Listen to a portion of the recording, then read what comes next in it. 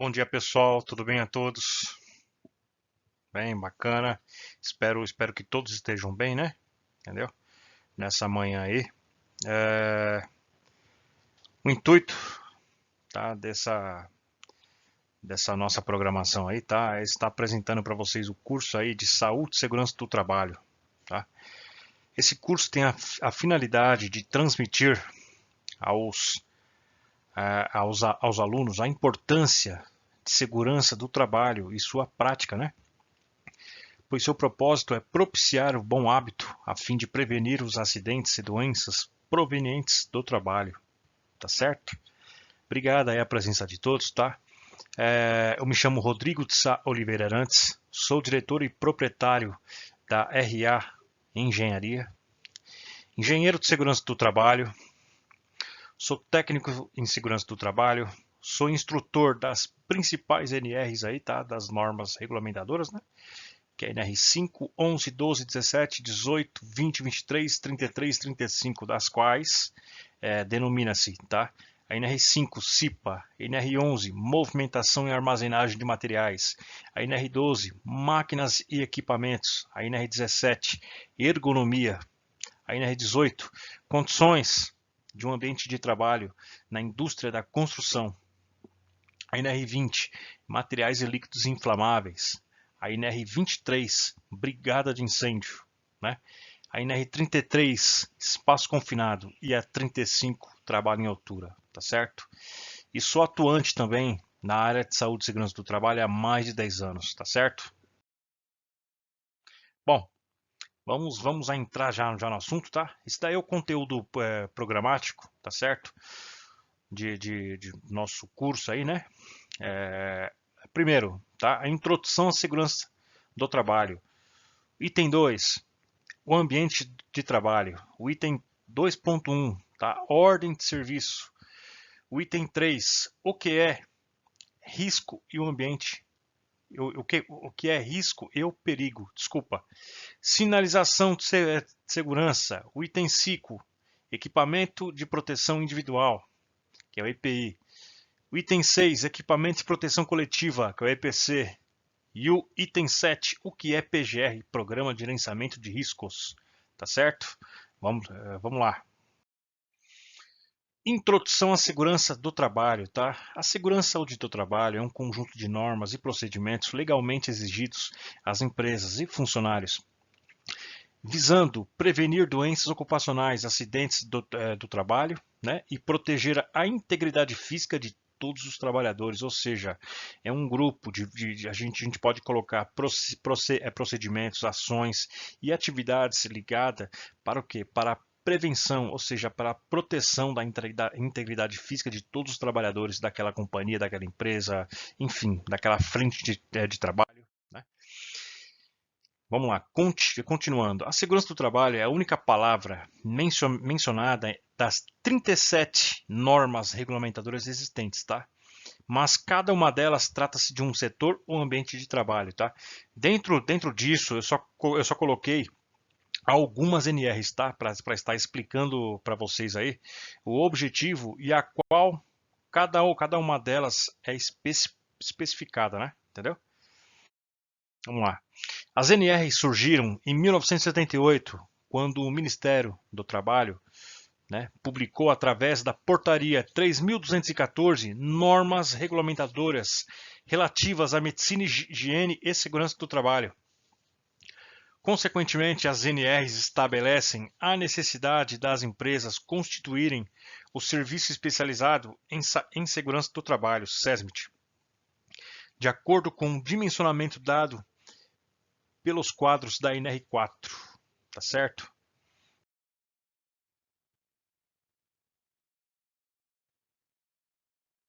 Vamos lá.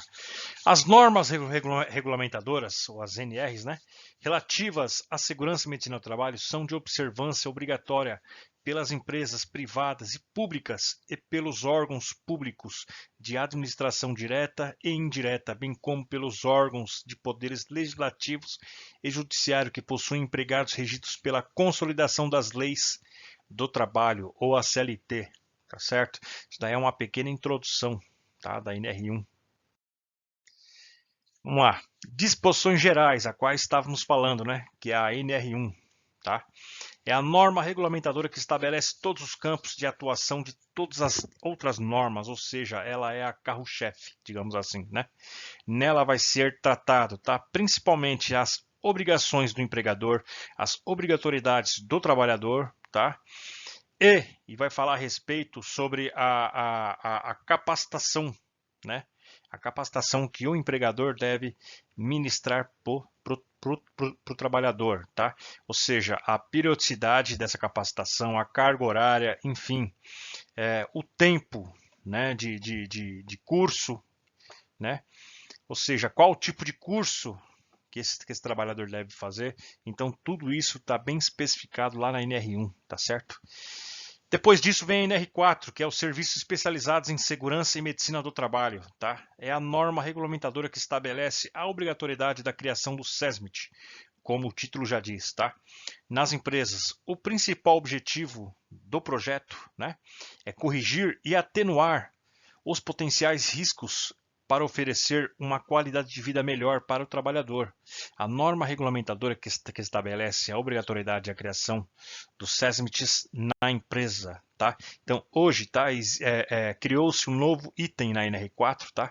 Que o SESMIT não precisa ser mais colaboradores registrados pela empresa, tá? Eles podem ser terceirizados. Beleza? NR5, Comissão Interna de Prevenção de Acidentes, né? É a norma que determina a obrigatoriedade das empresas criarem a CIPA, Comissão Interna de Prevenção de Acidentes, né? Como o nome já diz. Esta é uma das é mais uma estratégia para prevenir os índices de acidentes do trabalho, né? Primeiramente, o que é a CIPA, né? A CIPA é um grupo de pessoas treinadas e capacitadas para atuarem, tá? Atuarem na prevenção de acidentes, tá? Qual é a forma que eles atuam? Através de ações, através de atividades, tá? Esse grupo de pessoas, tá? Eles são escolhidos através de eleição, tá? É feito uma eleição na empresa, né? Antes disso é feito um dimensionamento de acordo com o grau de risco da empresa, né? E aí, através de eleição, é escolhido os cipeiros. Beleza? NR6, Equipamento de Proteção Individual, EPI. É a norma regulamentadora que determina os tipos de equipamentos que o empregador deve fornecer ao colaborador. Como é e quando deve fazer isso. Além do mais, nela consta a lista completa dos EPIs para cada tipo de proteção. Tá certo? NR10, Segurança, Instalações e Serviços em Eletricidade, tem como objetivo determinar a obrigação de todos aqueles que trabalham com energia elétrica, consequentemente visa diminuir os índices de acidentes ocupacionais causados por choque elétrico. Tá? Nessa NR10, tá? Nela, o que é interessante é que vai ser determinado também uma capacitação para os eletricistas, tá? Que é um curso como é a forma dele se equipar, tá? Qual é o procedimento correto dele adentrar numa cabine primária, num quadro elétrico, enfim, tudo, tá? Quais os EPIs necessários que ele deve usar, tá? Isso aí é através de um curso, né? Que é Segurança nas Instalações Elétricas. Beleza? NR11, Transporte, Movimentação, Armazenagem e Manuseio de Materiais, tá? Trata sobre as medidas preventivas para todo tipo de material ou equipamento de transporte, como guindastes, elevadores, etc. O intuito, como todas as normas regulamentadoras, é atenuar os riscos de acidente de trabalho, tá? Essa NR11, tá? Ela vai tratar também sobre os operadores de máquinas, tá? Onde haja o que? Movimentação e manuseio de materiais, né? Ou seja, empilhadeira, transpaleteira, é... ou seja, bobcats, enfim, tá? A gente pode colocar esses materiais, esses equipamentos, tá? Para transporte de materiais, tá? Todo colaborador ele é passado por um curso, tá? Conforme essa norma diz. Esse curso é anual, tá? E através da escola, da organização que ele foi fazer esse curso, é emitida uma carteirinha para ele, tá? Que tem a validade de um ano, tá certo? Vamos lá. NR12, segurança no trabalho em máquinas e equipamentos. Define a obrigatoriedade sobre os locais de instalação máquinas e equipamentos, tá? Onde serão utilizados por trabalhadores. Além disso, também é nesta NR que estão as regras de manutenção de maquinários e etc, tá? A NR12, ela trata de todo tipo de máquina, tá? E ela descreve, tá? Como deve ser feito, como deve ser descrito o manual de cada máquina, tá? Qual o procedimento correto de cada máquina, quais os itens que tem que ser passados por auditorias, fiscalização nessa máquina, tá? A NR12, tá? Ela abrange praticamente todas as NRs, tá? Dentro dela. É que nem a NR18. A NR18 ela também abrange todas as NRs dentro dela, mas voltado para construção civil. E a NR12 é voltado para a indústria. Beleza? E a NR18, como estávamos falando nela, né? Entendeu? Condições de segurança e saúde no trabalho na indústria da construção, tá? Vamos, vamos, vamos lá. Uma coisa interessante que perguntaram para mim essa semana, tá? Foi assim, Rodrigo, eu não trabalho na indústria da construção civil. Eu trabalho no setor call center. Eu preciso de realizar o curso de NR18? Sim, pessoal, porque o curso de NR18 ele é voltado para a integração de segurança do trabalho, tá? Seja para qual setor for, tá certo? Então nele vai ter, vocês vão ter que ter o curso de NR18, porque ele vai abranger tudo, tá certo? Como a NR12, a NR18 também está descrito todas, tá? As NRs dentro de uma norma só, tá certo? Ou seja, mais voltado para o setor da construção, tá certo? Mas nada disso interfere de eu realizar meu curso de integração dentro da empresa, tá certo? Beleza. O ambiente de trabalho. O ambiente de trabalho é o local onde as tarefas e projetos profissionais são produzidos e executados. Pode ser tanto no escritório da empresa como também o home office, tá? Indústria, tá? Enfim, dos colaboradores. Um ambiente saudável estimula a produtividade e retém emotiva os talentos, tá certo? Então vamos lá. Cinco principais características de um ambiente de trabalho ideal, tá? É a comunicação fluida, que eu acho que é a chave de tudo, a comunicação. Uma das maiores e principais características é a fluidez na comunicação. Exatamente.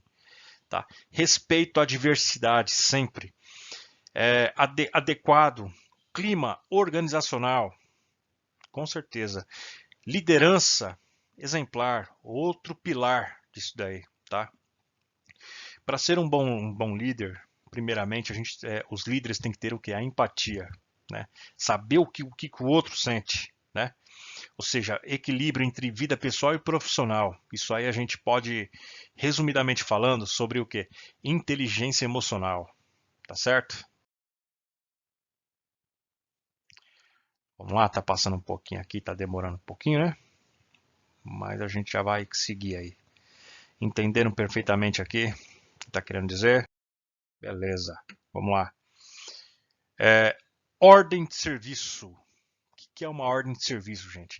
A ordem de serviço de segurança, ou a OSS do trabalho, é um documento obrigatório na área de saúde e segurança do trabalho emitido pelo empregador, cujo objetivo é instruir os empregados quanto à precaução e tomar o sentido de evitar acidentes do trabalho ou doenças ocupacionais, conforme a NR1. Disposições gerais da Portaria 3.214 de 1978 do Ministério da Economia e CETRAB, Secretaria do Trabalho, tá?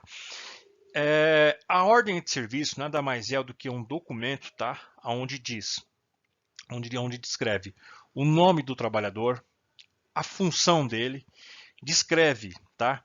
O que ele faz no papel desta função, quais os riscos inerentes que tem nessa função, os tipos de EPI que ele deve usar, tá?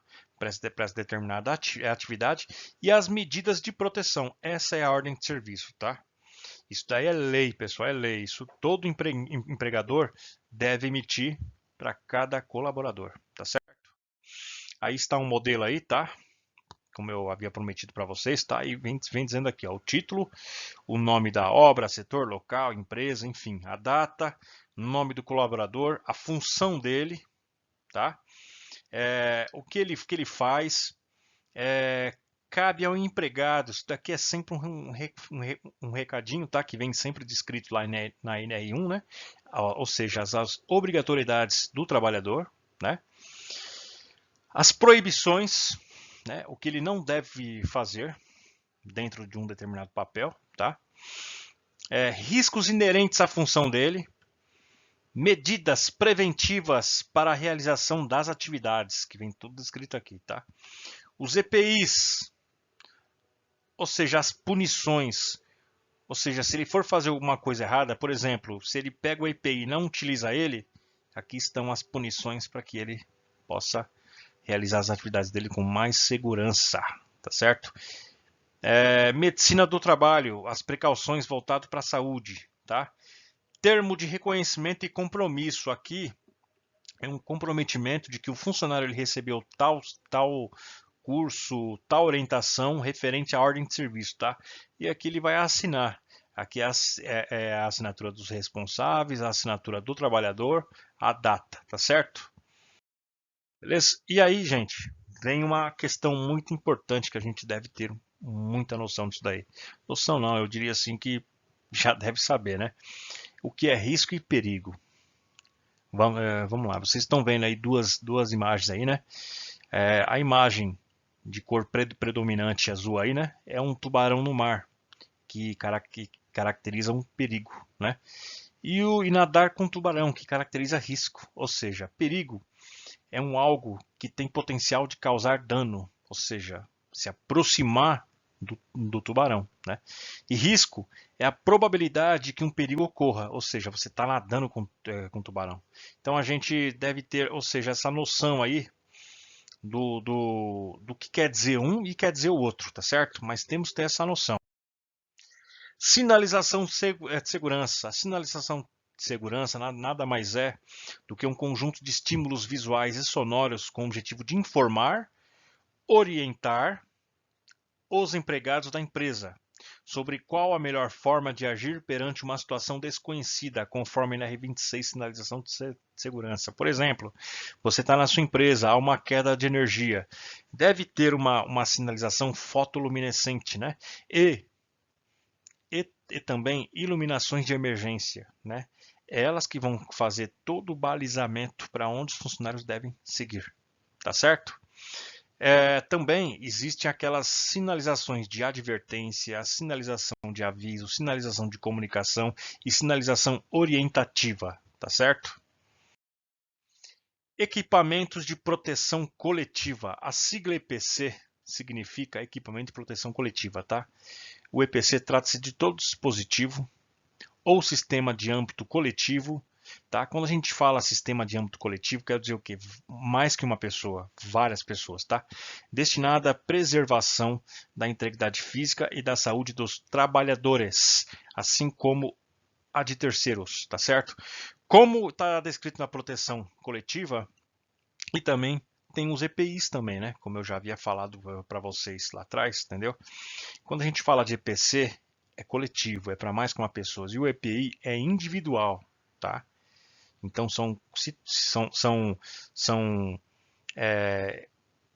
equipamentos divergentes, mas situações semelhantes, tá? O que é PGR? Tá? Que o PGR é um documento hoje que ele entrou no lugar do PPRA, tá? Lá do antigo PPRA, tá? Que hoje não existe mais, tá? PGR, como o nome já diz, né? Programa de Gerenciamento de Riscos, né? Ele é um programa, tá? Que ele é elaborado através de um profissional, tá? Legalmente, tá? Um profissional técnico legalmente, tá? Então ele elabora esse documento aí através de análise, avaliações. Que avaliações que é essa, Rodrigo? Ele vai até a empresa, avalia todas as atividades e o ambiente, tá? Dessa empresa, das quais os funcionários vão realizar suas atividades. Nele ele define, tá? O que aquele funcionário faz, qual a função dele, quais os riscos que ele está exposto.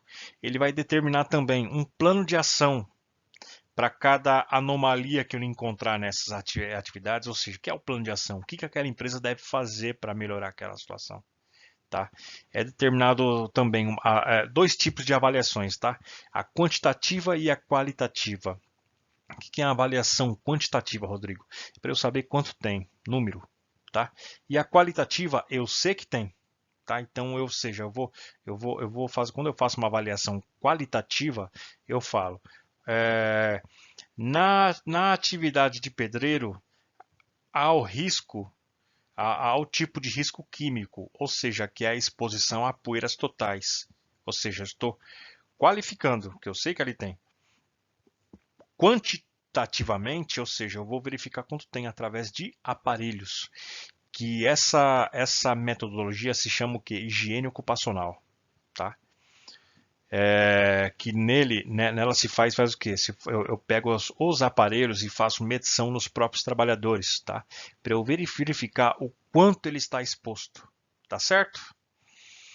Também eu vou descrever também aqui para vocês também saberem, tá? Riscos ambientais são aqueles causados por agentes físicos, químicos ou biológicos que presentes no ambiente de trabalho são capazes de causar danos à saúde do trabalhador em função de sua natureza, concentração, intensidade ou tempo de exposição, tá certo?